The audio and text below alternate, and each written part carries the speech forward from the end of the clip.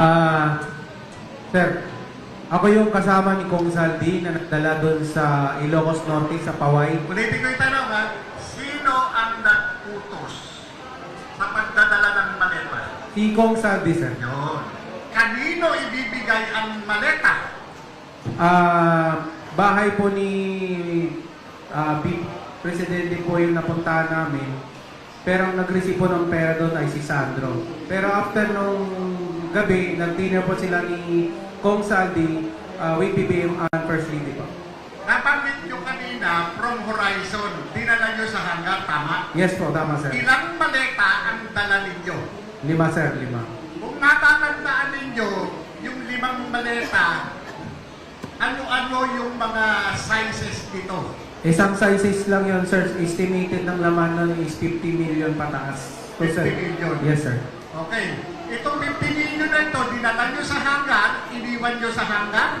No, sir. Nag-flight po kami ni Kong Saldi with air taxi via plane. Naglapag po kami sa Lawag Airport po, sir. Isa na kayo nyo sa aeroplano. Yes, sir. Ibig sabihin, merong billing ito, airway billing, tama ba? Yes, sir. Yes. Nasa inyo yung kopya ng airway billing. Ano po niyan, sir, is si Martin Romualdez po. Ang ng plane namin, sir. Private plane. Pakiulit nga, saan nyo dinala? Sa Lawag City, sir. Nag-flight kami, sir, sa Lawag. Din dinala namin By boat? By land? by land po, sir. Bali, may sumundo na po sa amin doon ng mga PNP na uniform personnel, sir. Uniform personnel assigned saan? Assign po ni President Marcos po. Ano ito? Mga PSPG?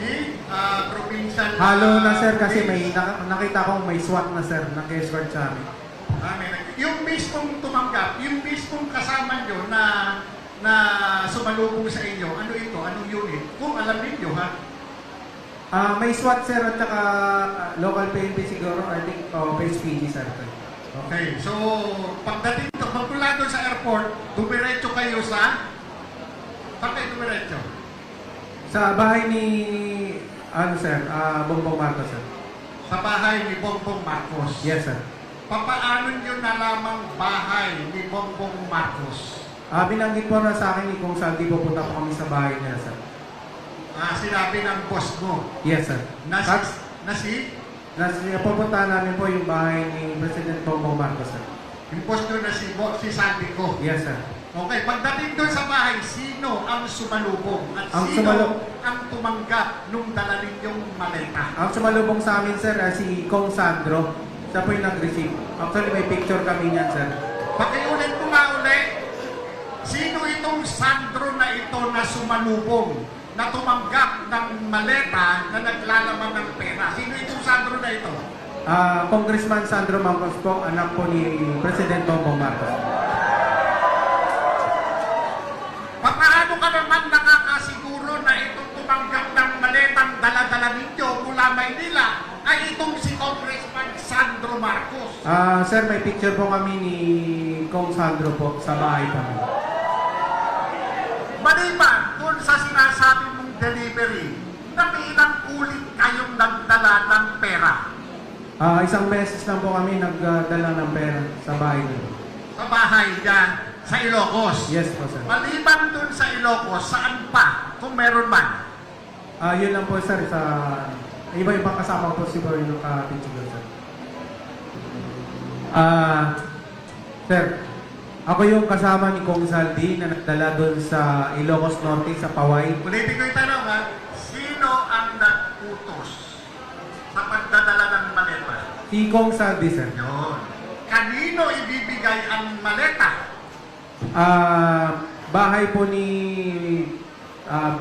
Presidente po yung napuntahan namin. Pero ang nag-receive po ng pera doon ay si Sandro. Pero after nung gabi, nag-dinner po sila ni Kong Saldi with BBM and First Lady po. Nabanggit nyo kanina from Horizon, dinala nyo sa hanggar, tama? Yes po, tama, sir. Ilang maleta ang dala ninyo? 5, sir, 5. Kung natatandaan ninyo, yung 5 maleta, ano-ano yung mga sizes nito? Isang sizes lang yun, sir. Estimated ng laman nun is 50 million pataas. So, 50 sir. million. Yes, sir. Okay. Itong 50 million na ito, dinala nyo sa hangar, iniwan nyo sa hangar? No, sir. Nag-flight po kami ni Kong Saldi with air taxi via plane.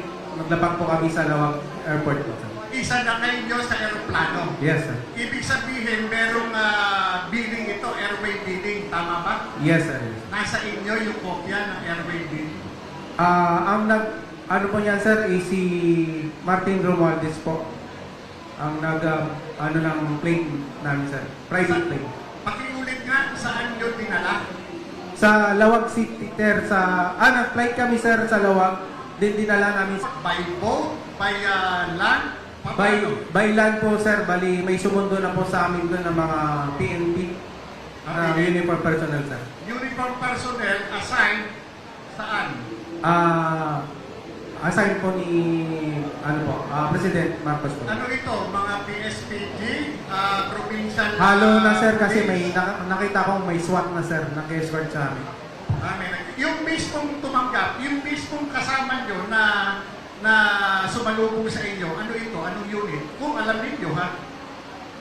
May SWAT, sir, at saka local PNP siguro, I think, PSPG, sir. Okay, so pagdating ito, magmula doon sa airport, dumiretso kayo sa? Saan kayo dumiretso? Sa bahay ni, sir, Bongbong Marcos, sir. Sa bahay ni Bongbong Marcos. Yes, sir. Papaano nyo nalamang bahay ni Bongbong Marcos? Binanggit po na sa akin ni Kung Saldi, pupunta po kami sa bahay niya, sir. Sinabi ng boss mo Yes, sir. Pupunta namin po yung bahay ni President Bongbong Marcos, sir. Yung boss nyo na si Sandy ko. Yes, sir. Okay, pagdating doon sa bahay, sino ang sumalubong? At Ang sino sumalub- ang tumanggap nung dala ninyong maleta? Ang sumalubong sa amin, sir, si Kong Sandro. Siya po yung nag-receive. Actually, may picture kami niyan, sir. Pakiulit ko nga ulit, sino itong Sandro na ito na sumalubong, na tumanggap ng maleta na naglalaman ng pera? Sino itong Sandro na ito? Congressman Sandro Marcos po, anak po ni President Bongbong Marcos. Paano ka naman nakakasiguro na itong tumanggap ng maletang dala-dala ninyo mula Maynila ay itong si Congressman Sandro Marcos? Sir, may picture po kami ni Kong Sandro po sa bahay po. Maliban kung sa sinasabi mong delivery, ilang ulit kayong nagdala ng pera? Isang beses lang po kami nagdala ng pera sa bahay niya. Sa bahay niya, sa Ilocos? Yes po, sir. Maliban dun sa Ilocos, saan pa? Kung meron man? Yun lang po, sir, sa iba-ibang kasama po siguro yung nakapicture, sir.